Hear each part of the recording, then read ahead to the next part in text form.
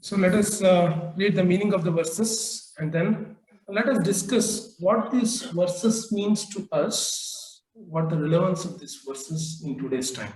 Yeah. So Dhritarashtra said, "O Sanjaya, after my sons and the sons of the Pandu assembled in the place of pilgrimage at Kurukshetra, desiring to fight, what did they do?" This is actually the first verse which Dhritarashtra is inquiring from Sanjaya, because Sanjaya had the distant vision as the blessings of his spiritual master Vasudev, and he started relaying what is happening.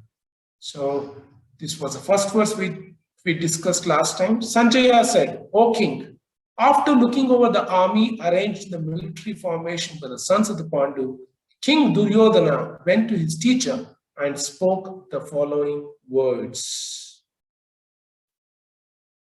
Now, the Duryodhana is speaking to his teacher, that is Drona. "O my teacher, behold the great army of the sons of Pandu, so expertly arranged by your intelligent disciple, the son of Drupada. Here in this army are many heroic bowmen, equal in fighting to Bhima and Arjuna, great fighters like Yudhana, Virata, and Drupada. There are also great heroic powerful fighters like Drishtaketu, Chekitana, Kashi Raja, Purujit, Kunti Bhoja, and Saipya. There are the mighty Yudhamanyu, the very powerful Uttamauja, the son of Subhadra, the sons of Draupadi. All these warriors are great chariot fighters. But for your information, the rest of the Brahmanas, let me tell you about the captains who are especially qualified to lead my military force. There are personalities like you, Bhishma, Karna, Krupa, Ashwatthama, Vikarna, and the son of Somadatta called Bhurishwara, who are always victorious in battle. There are many other heroes who are prepared to lay down their lives for my sake. All of them are well equipped with different kind of weapons, and all are experienced in military science. Our strength is immeasurable, and we are perfectly protected by grandfather Bhishma, whereas the strength of the Pandavas, carefully protected by Bhima, is limited. All of you must now give full support to grandfather Bhishma as you stand at your respective strategic points of entrance into the balance of the army. Then Bhishma, the great valiant grandsire of the Kuru dynasty, the grandfather of the fighters, blew his conch shell very loudly, making a sound like a roar of a lion, giving Duryodhana joy. After that, the conch shells, drums, bugles, trumpets, and the horns were all suddenly sounded, and the combined sound was tumultuous. On the other side, both Lord Krishna and Arjuna, stationed on a great chariot drawn by white horses, sounded their transcendental conch shells. Lord Krishna blew his conch shell called Panchajanya. Arjuna blew his, the Devadatta, and Bhima, the voracious eater in the performance of Herculean task, blew his terrific conch shell called Poundra. King Yudhishthira, the son of Kunti, blew his conch shell, the Ananta Vijaya, and Nakula and Sahadeva blew their Sugosha and Manipushpaka. The great archer, the king of Kashi, the great fighter Shikandi, Drishtadyumna, Virata, the unconquerable Satyaki, Drupada, the sons of Draupadi, and others, O king, such as the mighty armed son of Subhadra, all blew their respective conch shells. The blowing of these different conch shells became uproarious, vibrating both in the sky and on the earth. It shattered the hearts of the sons of Dhritarashtra. At that time, Arjuna, the son of Pandu, seated in the chariot took up his bow and prepared to shoot his arrows. O king, after looking at the sons of Dhritarashtra drawn in military array, Arjuna then spoke to Lord Krishna these words. Arjuna said, O infallible one, please draw my chariot between the two armies so that I may see those present here who desire to fight and with whom I must contend in this great trial of arms. Let me see those who have come here to fight, wishing to please the ever-minded son of Dhritarashtra.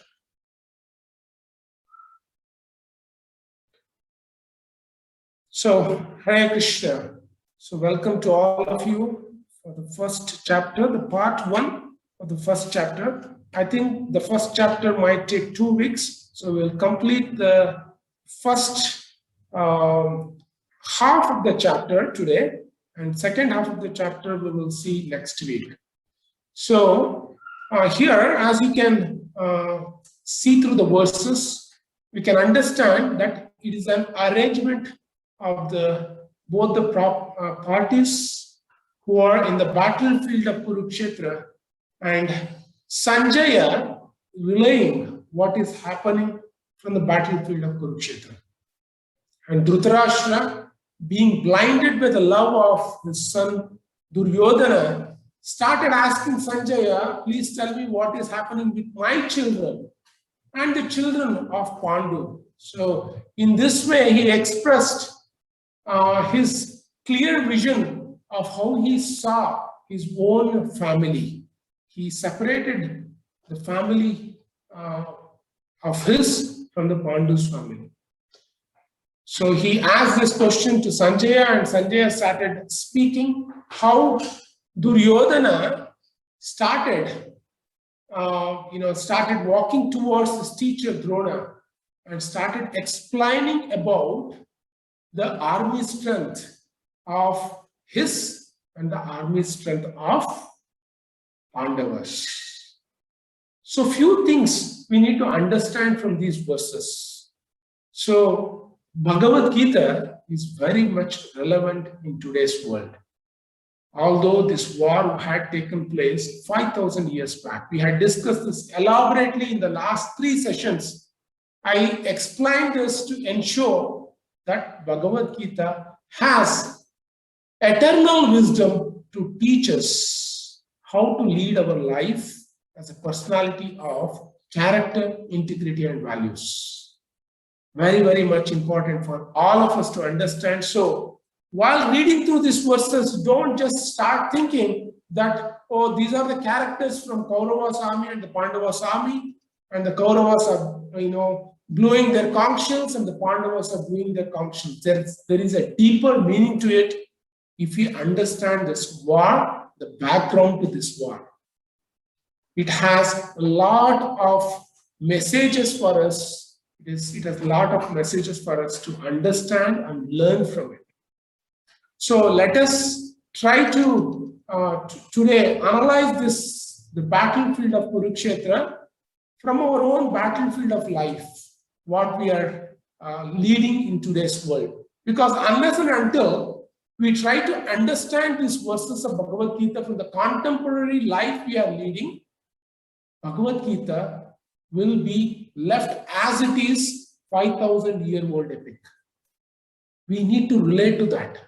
We need to relate, introspect, apply the knowledge of Bhagavad Gita to our own self, our own life. It can give us deeper meaning. It has enough information to transform us. So I'm going to share my screen. So it's very, very important to understand, as I was mentioning, the relevance of the first chapter of Bhagavad Gita in our own life. Very, very important. So let us try to recollect what we discussed in the previous week. We discussed about the previous week about the 5 subject matters in Bhagavad Gita What are the 5 subject matters? So we discussed Bhagavad Gita gives the information about the presenter. Who is the presenter of Bhagavad Gita? Lord Krishna himself. This is the one scripture in this world where Lord has spoken himself. It has a deeper insights to our life, how we need to lead our life. That is told by the Creator himself, who is Lord Krishna. So this is the first subject matter. We understand who is Krishna, what is our relationship with Krishna. Second is our individual soul. Our individual soul, who are we? What is our relationship with Krishna? This is the second subject matter that is spoken in Bhagavad Gita. The third subject matter is the nature in which we live, Prakriti. And it is not just the external nature in which we live. We ourselves have our own nature, which gets manifested as we keep growing in our life. Yeah, so we discussed elaborately last week. And the fourth element, fourth subject matter, which we all need to understand is the time, how time is so powerful, it can equalizer in our life. So, right? So we discussed about that. We also discussed about the activities. Everyone has to perform activities. So we discussed about the 5 subject matters in Bhagavad Gita and what is the object of Bhagavad Gita. Bhagavad Gita, where Lord Krishna introduces himself as the creator of this world, and he introduces us as the identities, as the soul, spiritual soul, and he introduces the 3 elements where we live and manage our life: the nature, the time, and the activities. So he teaches us in Bhagavad Gita how, as an individual soul, as a jiva, we human beings need to manage the nature, the time, and our activities in such a way where we can become closer to Krishna. Depending upon how we manage these 3 elements, we either move away from Krishna or we become closer to Krishna.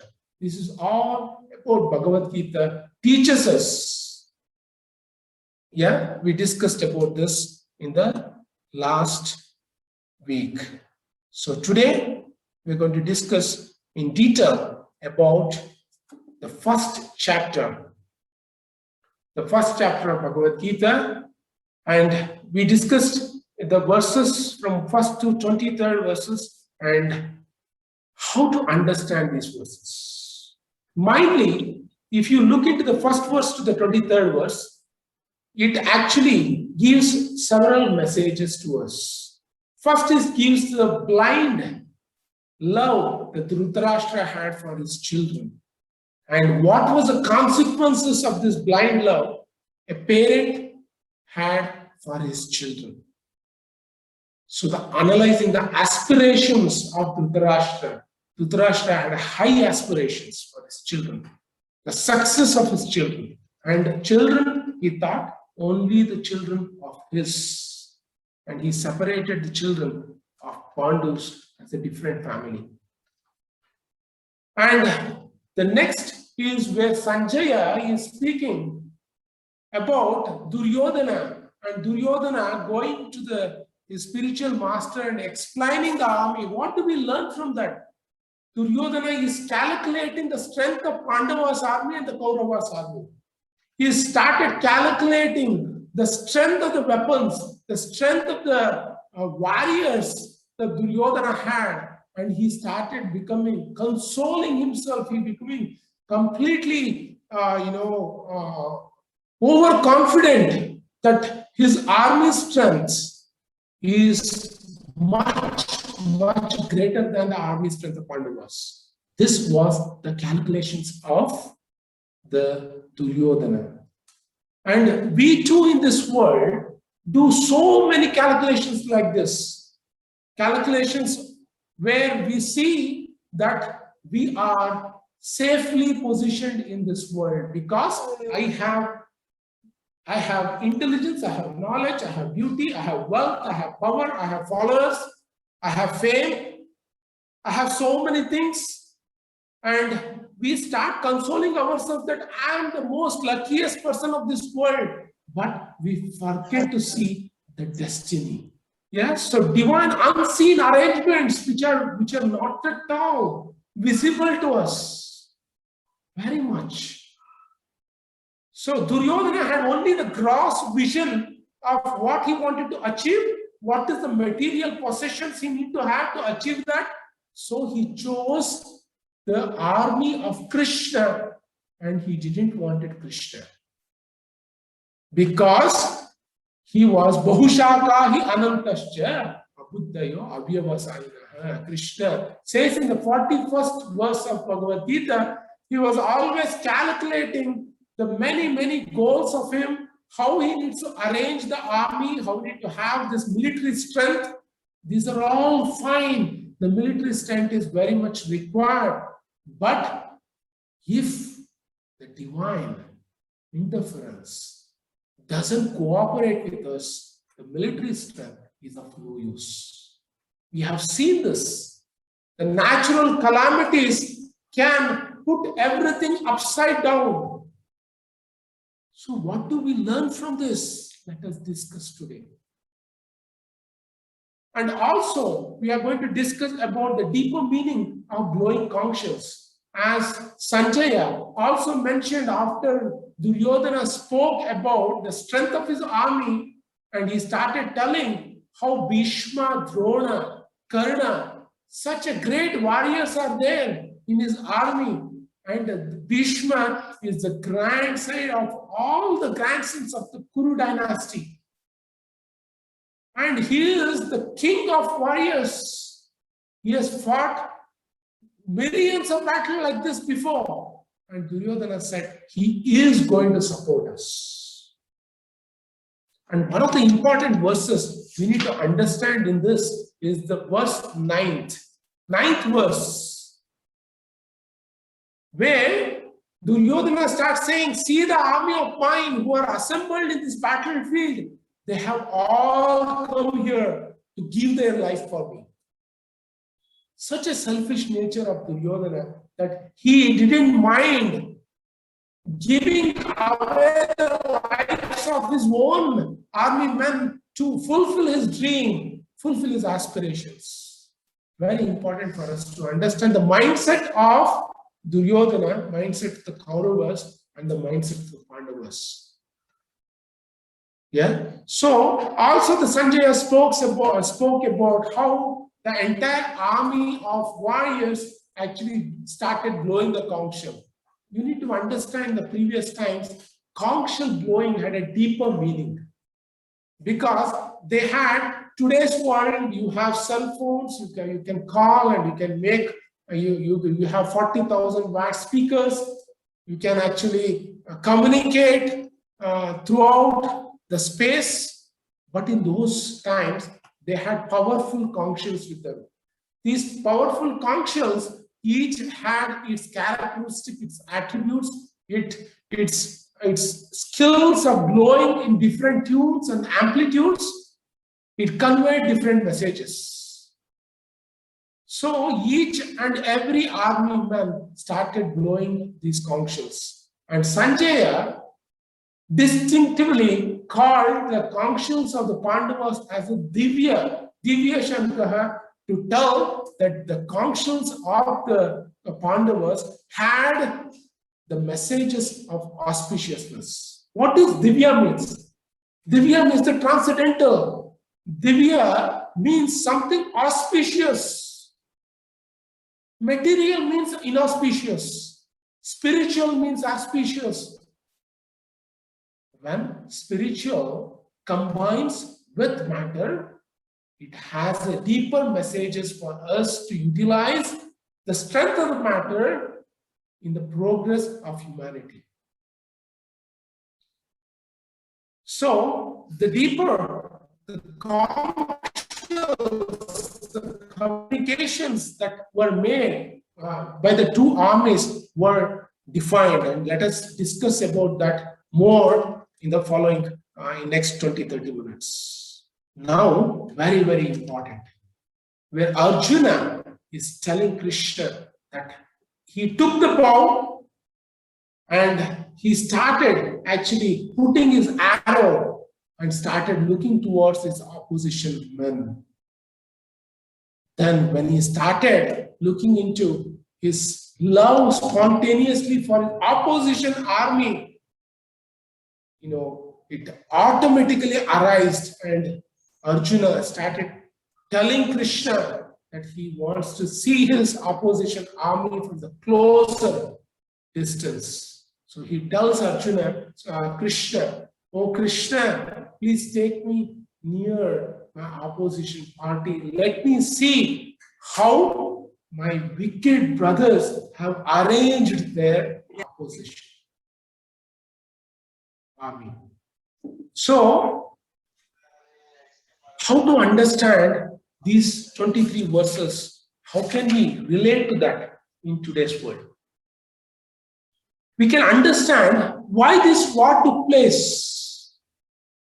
Why was the war happened? Why was this war needed? This war happened because the Duryodhana had the wildest dream of expansion. He wanted to expand his kingdom. He was not satisfied. He wanted to rule over the entire Earth planet. He wanted everyone to become his followers. If in today's world, if you look into, everyone are fighting to have more followers. More and more followers, especially in the time of this IT world of Twitter, Instagram, and YouTube, and all these social medias. Everyone are trying to identify how many followers are following me. These followers absolutely has no meaning. These are all kind of illusionary followers. Earlier, those times of the followers, they used to give their life. If you come to other cities, they used to come and collect you. They used to see and cook for you. They used to take you to the home. Irrespective of the followers of this world is meaningless, illusionary. So everyone has an urge to have more and more followers. Duryodhana too had the urge to have as many followers as possible. Aspiration. He was a person of, high aspirations. And this battlefield of Kurukshetra was a battle of Kauravas who were having a ruthless aspirations against the Pandavas who were struggling for respectful survival. Pandavas were struggling to survive and Kauravas were ruthlessly expanding.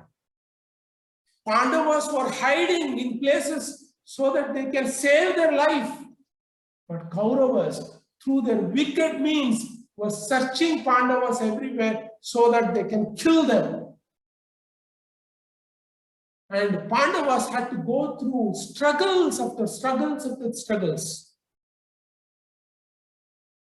Pandavas were too aspirational. They were aspiring.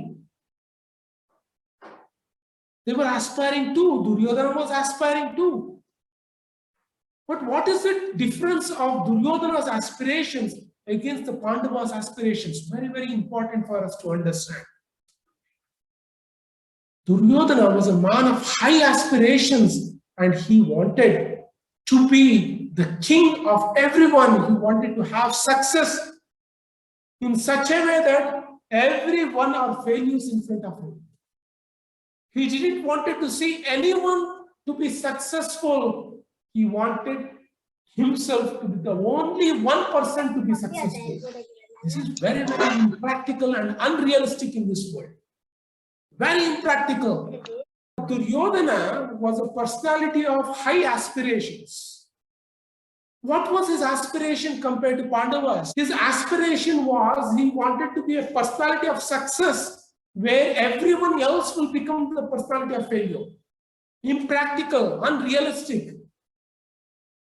Yeah. So his ruthless aspirations put Pandavas in deeper and deeper and deeper trouble. They were trying to survive. They were struggling to survive. They wanted to lead a respectful life. But Duryodhana had his own plan of destroying Pandavas through all unholy means. Pandavas too had aspirations. If you really look into, Pandavas also wanted to, lead life as Kshatriyas, and they wanted to rule. They wanted to have, rule over kingdom as a king, take care of their, citizens. And Krishna, as a, peace formula, asked the Kauravas just 5 lands with which the Pandavas can lead a life of a Kshatriya. And the Duryodhana said he is not going to give even a space which is taken by a smallest of the smallest needle. That was an aspiration of Duryodhana.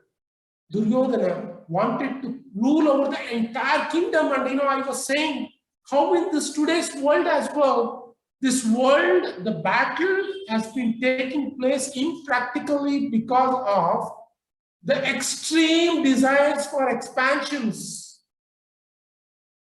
Islamics are expanding, unrealistically trying to take over this entire world through an unholy manner. This world is putting into the chaos due to the selfish mindsets of certain leaders. This is not a period for expansions. This is a period for sustenance. How can we sustain? How can we save our humanity? This is what this period is supposed to be. Expansion is over. So how can we understand how to manage our aspirations? There is no problems with these aspirations. We need to understand what kind of aspirations we need to have. So Pandavas' aspirations they had to put aside because their current challenge was to survive, protect their own life. They started hiding at different places to protect themselves with the different plans of wicked Duryodhana.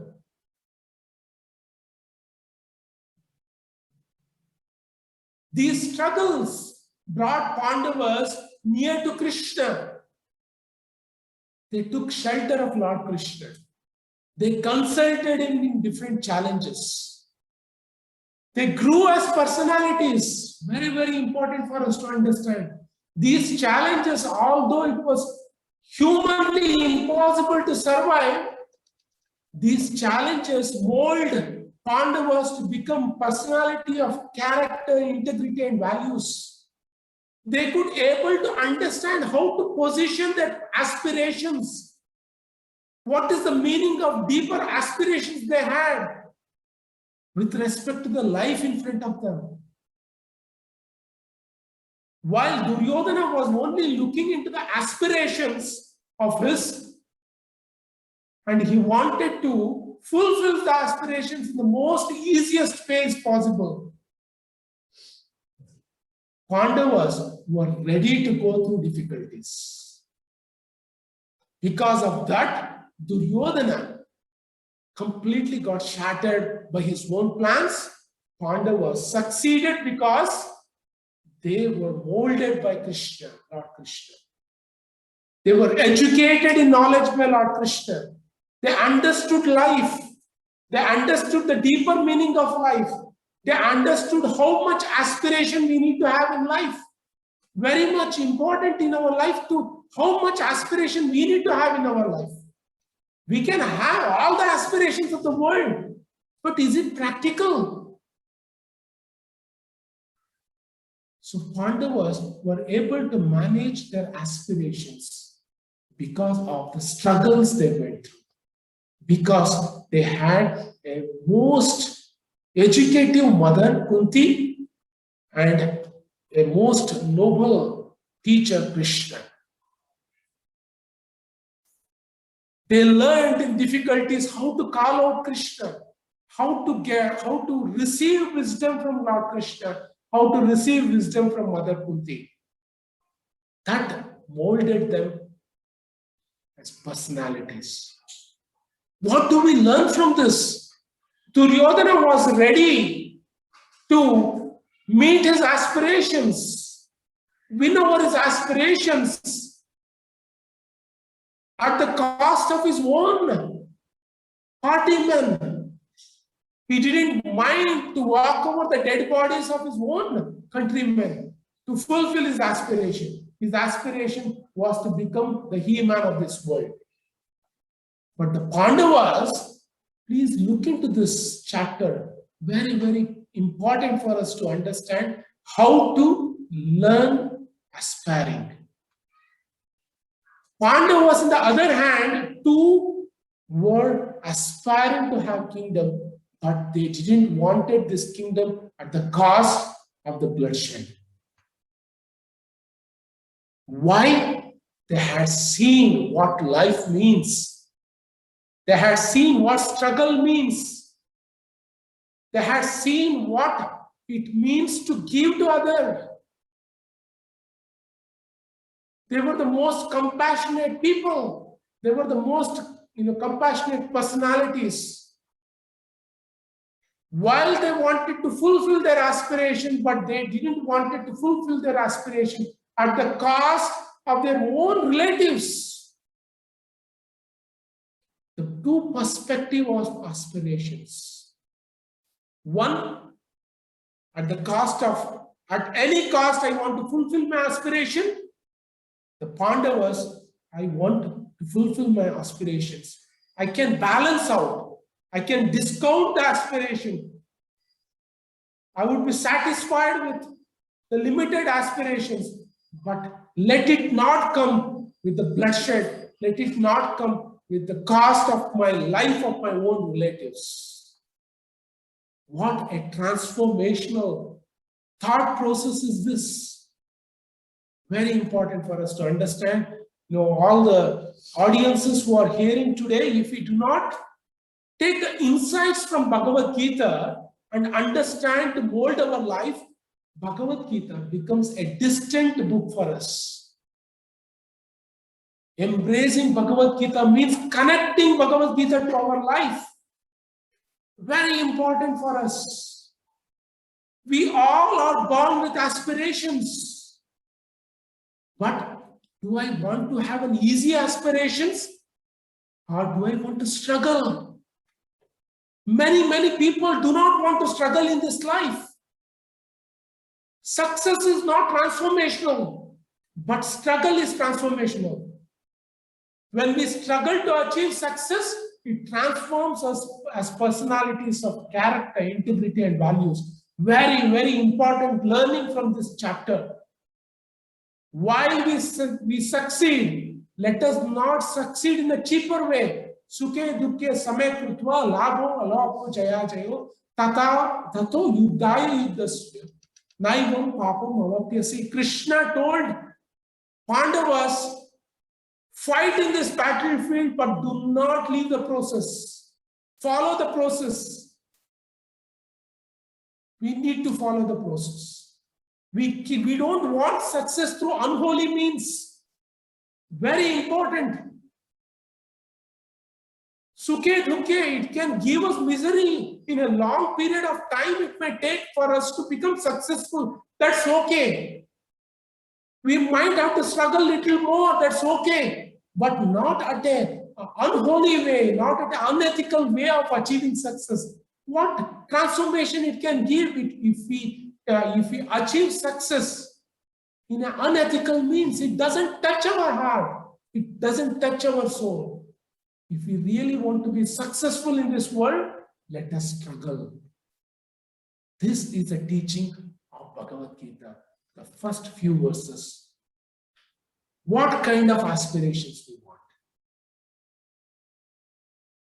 While we can aspire for success, please note, success is not transformational, but struggle is transformational. Let us go through the struggle to achieve success. Very, very important. We must struggle. Please, whoever the youths are there in this audience group, please do not dream for success in the easiest way. Dream for a success wherein you understand it will have challenges. Because challenges gives you blessings. Challenges gives you grace. Challenges molds you. Very, very important. What is success means in this world? Success is illusionary. Very, very illusionary. Unless and until we have struggle accompanied with success, we will be blown away with the wind. We will be blown away with all the, the charishma that actually the success gives us. We will not know how to, digest those successes. The digestion power to, digest those successes comes from struggle. Let us struggle to achieve the success. Let us not dream for fleas, path for success. That is life. When we struggle, we taste. When we struggle and succeed, the taste of success is different when the success is given in a gold-plated as a gift. So let us become personalities who can embrace challenges. For example, there is a very nice example of what do you call that? It's a spider, or what is called the butterfly. The butterfly, when it's in the cocoon form, it goes through lots of transformation within the cocoon. It goes through a lot of pain. It secretes blood because it is in struggling to come out. But that struggle is nice. But as a compassionate mother like Dhritarashtra, if you start splitting up the cocoon to make the release of the butterfly much more easier, you are killing the aspiration of butterfly. You are not helping the butterfly. While actually butterfly is struggling to spread its wing, it is strengthening its body to meet its nature where it needs to survive. Similarly, the parents in the audiences today don't give a rosy path for your children just to ensure that they will be successful. They will not be successful. If you just make their path so rosy that they don't even taste what struggle means. They need to struggle while they are trying to fulfill their aspirations. Very, very important for us to understand. They need to struggle because struggle makes them personalities of character, integrity, and values. Competency, character, and devotions are the three wings of the personality development. In all these three wings, there is a struggle. We need to struggle. Then the second thing is how to deal with my own aspirations. Duryodhana had his aspiration and Pandavas had his aspiration. The Kurukshetra war was fought on aspirations. Krishna never told leave aspirations to Arjuna. Krishna always told Arjuna that fight for the aspirations, but don't fight forgetting me. Tasma sarveshu kaleshu mamanuswara yuddhacha. Sukhe dukhe same krutva. Remember me, and both difficulties and failure will come. You may not be successful on the first day of the battlefield. You might have failures. You might see the taste of failure. But don't give up. Aspire. Keep the dream of aspirations of winning the battlefield. Winning the battle. That was the instructions of Krishna. So we also have aspirations.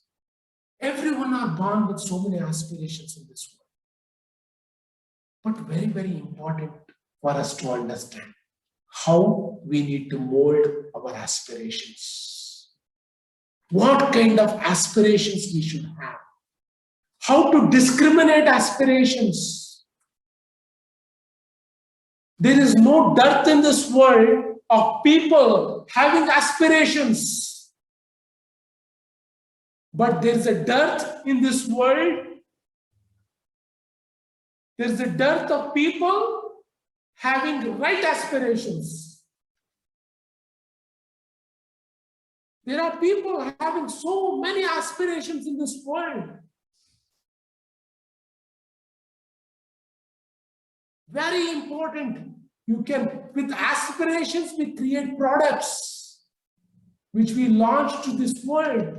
But what kind of product service we want to give it to the community is very important for us to understand.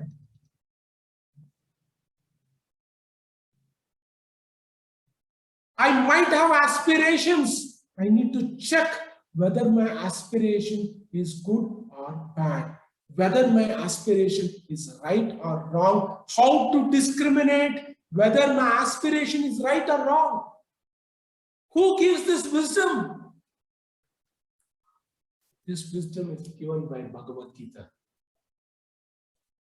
Bhagavadgita makes you aspirational. But Bhagavadgita teaches us how to manage our aspirations. Highly educated people in this world with so much of aspirations bless this community with so many varieties of products, but they do not know what is the right aspiration, what is the wrong aspiration. Because of this ignorance, people in the name of advancement are creating chaos.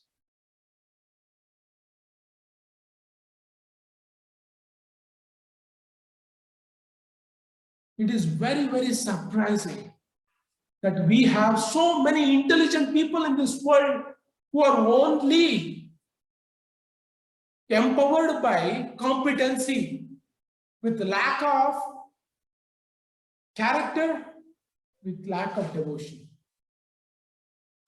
With no character and devotion, competency is of no use.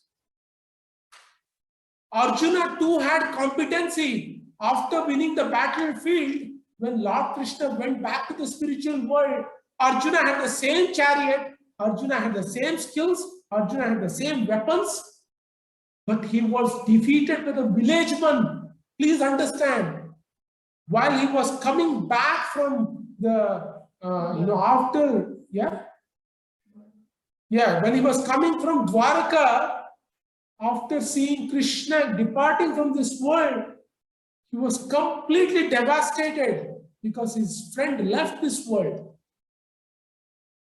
When he was coming back, he had the same chariot, he had the same strength, he had the same weapons, but he had no Krishna to guide him.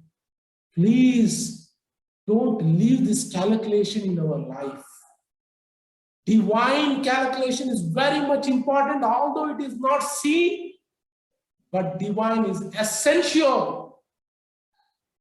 Let us not define our life with these gross calculations of wealth, beauty, knowledge, followers, fame.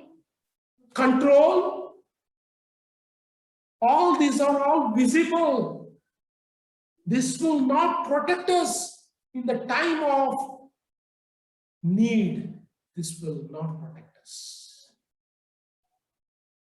So all who are assembled today in discussing about these topics, please understand there is a divine interference. We need to take shelter of him.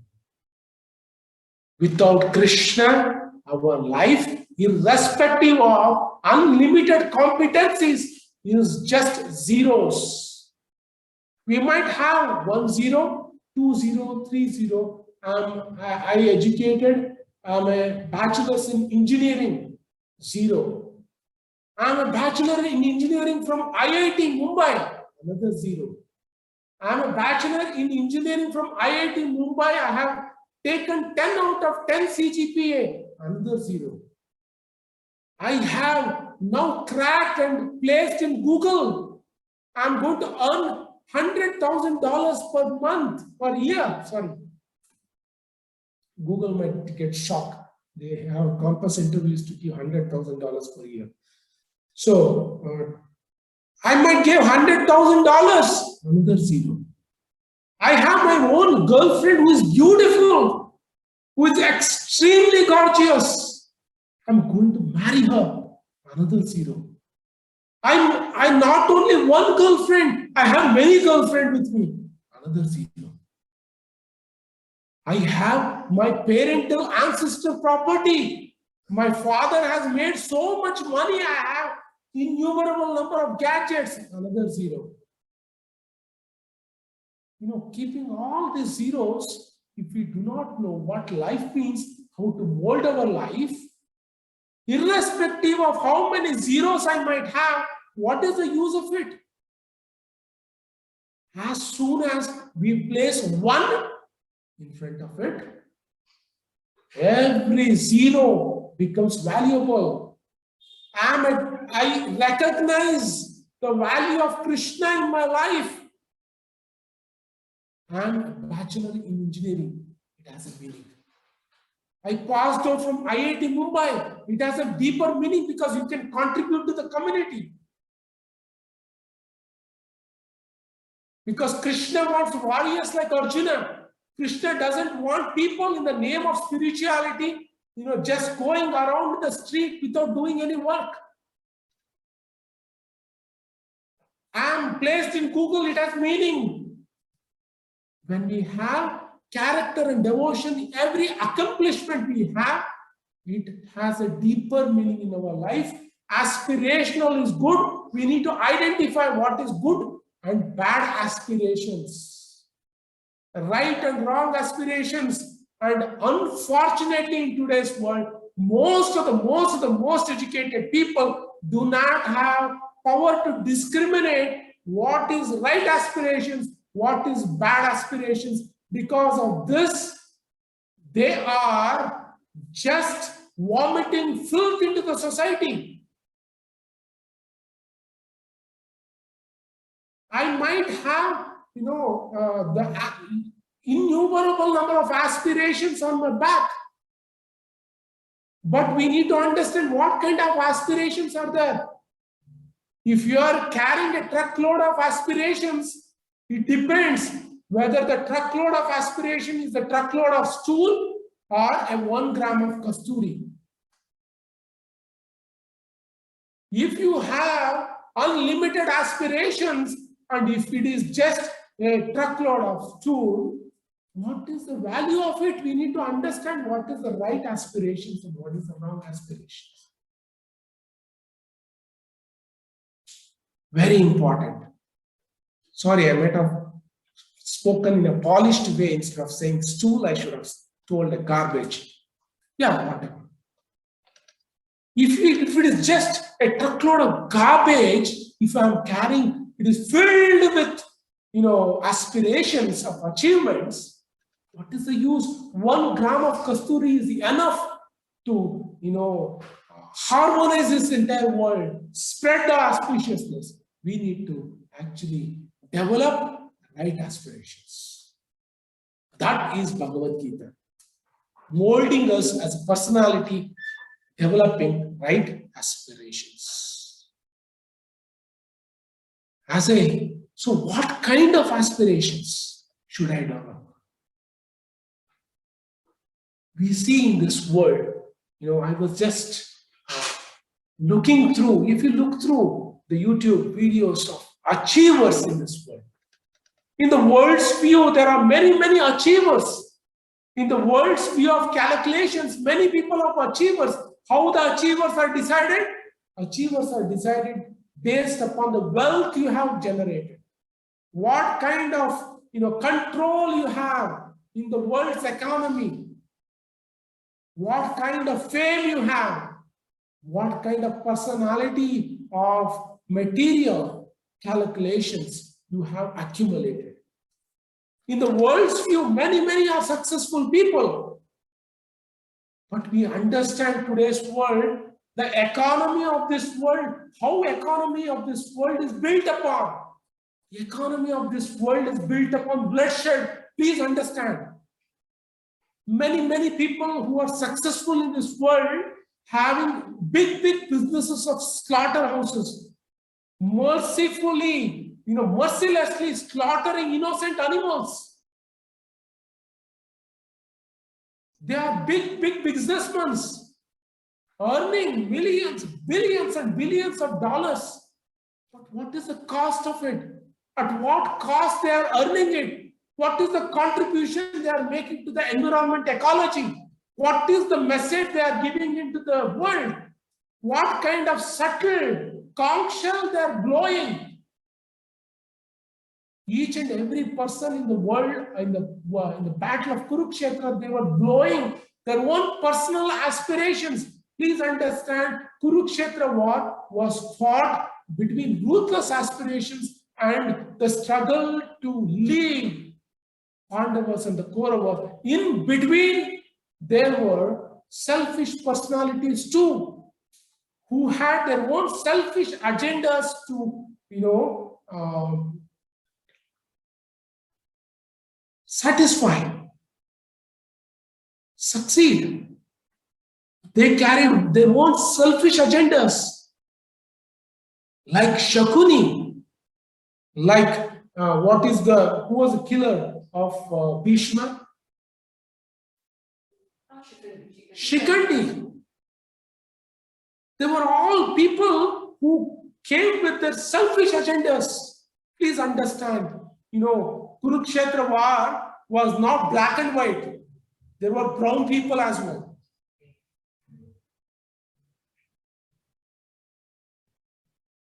There were Drishtadyumna.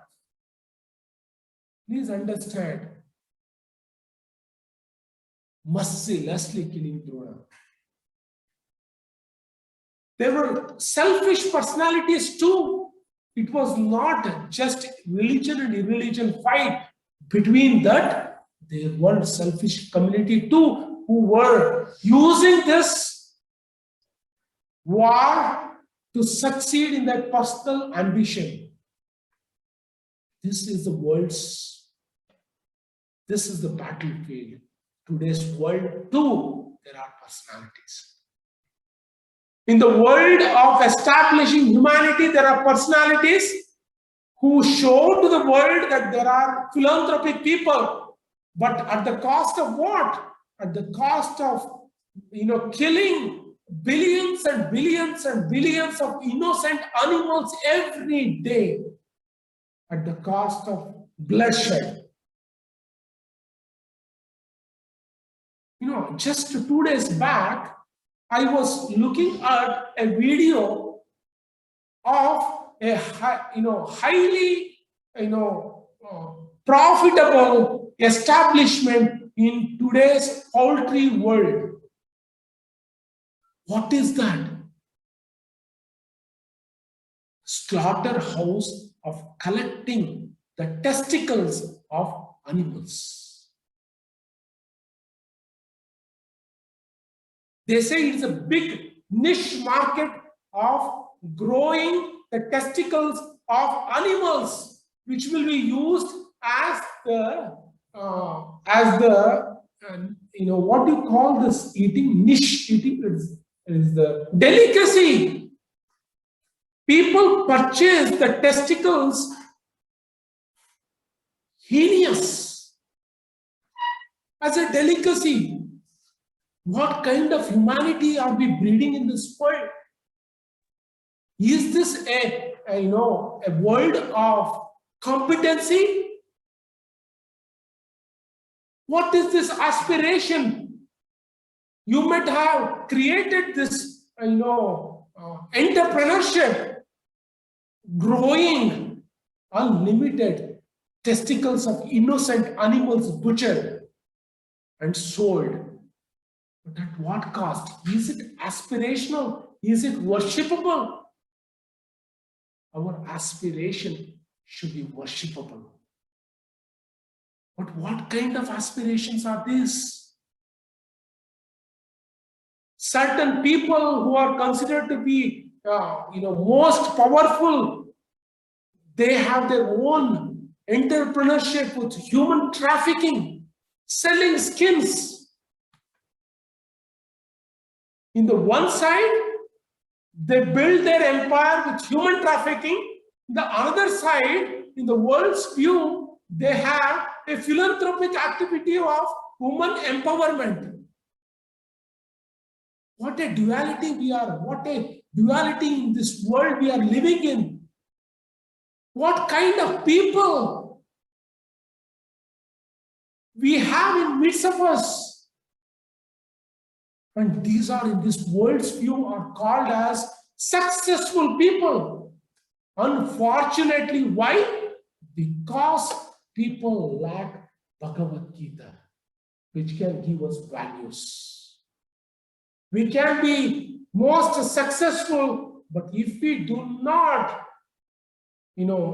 litmus test our success through the wisdom of Bhagavad-Gita, we will be not understand what success means, whether my aspiration was right or wrong. I told in my first discussion, there was a Russian man who was so successful in his Russian army because he was raping women and butchering them in the trains. And he was fearful and he was considered to be the most, most powerful army man. But when he saw Bhagavad Gita in a bin thrown, he accidentally picked up one book and he started reading from a bin bag. And he could understand what he was doing.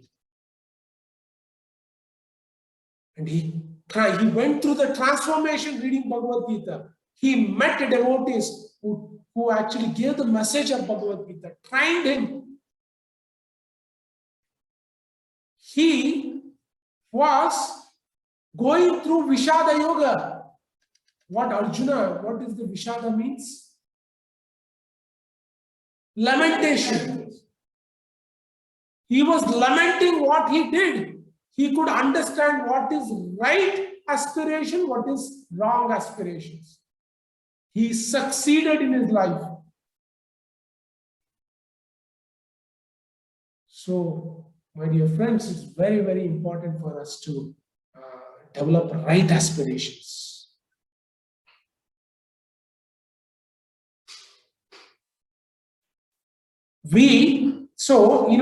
Success people in the world's view, is it called, if we do philanthropic work in the world's view and, at the cost in the back, we are doing human trafficking and making money. If you look through this entertainment industry too, people in the name of the entertainment industries are, creating businesses, most profitable businesses, and they say in the world's view, they're the most successful people, creating, the vulgar of the vulgar movies, selling the skins of the men and women, brainwashing the minds of the innocent people, triggering allowing them to indulge in inauspicious activities. What is the message we are giving? We might be successful in the entertainment industry. If the message is not right to the community, what is the use of that aspiration of making movies? If it is not, doesn't have a message to the public, to the community, what are we trying to do in this world? Unfortunately, in today's world, in one hand, we create viruses. On the other hand, we create the vaccination for those viruses. As a philanthropic activities. Come on. Is this kind of aspirations we need to develop? There is a limit to be successful in this world. At what cost? Create virus and parallelly create the vaccination for it and become a successful man in this world? What is this success? So we need to develop into what kind of aspirations we need to have. Aspirations need to be divine, need to be, permitted in the world's view. It may not be so visible, doesn't matter. It needs to be visible to the hearts of us. It should be transformational. We need to be satisfied internally. Jesus Christ says, what is the value of becoming successful to the entire world at the cost of losing our own soul? Don't build your empire on the moving sand, because in the weakest breeze can kill this entire kingdom, erode it completely. Build the mansion on a strong foundation. Strong foundation is Bhagavad Gita. Please embrace this Bhagavad Gita. It's very, very much essential. Some people say, goal of human life is to have zero aspiration. Don't have any aspiration. Is this a human life? Which scripture in this world says don't have aspiration? Human life means filled with aspiration. We need to cleanse our aspiration. Creating a knife is aspirational. But using the knife for what purpose? Knife can be used for killing people. Knife can be used for saving people. So it's not the problem with knife. The problem is with the consciousness. So we need to develop aspirations with right consciousness. Then every utility in this world we can utilize for the prosperity of the humanity. That is the learning from the first half of Bhagavad Gita Chapter 1.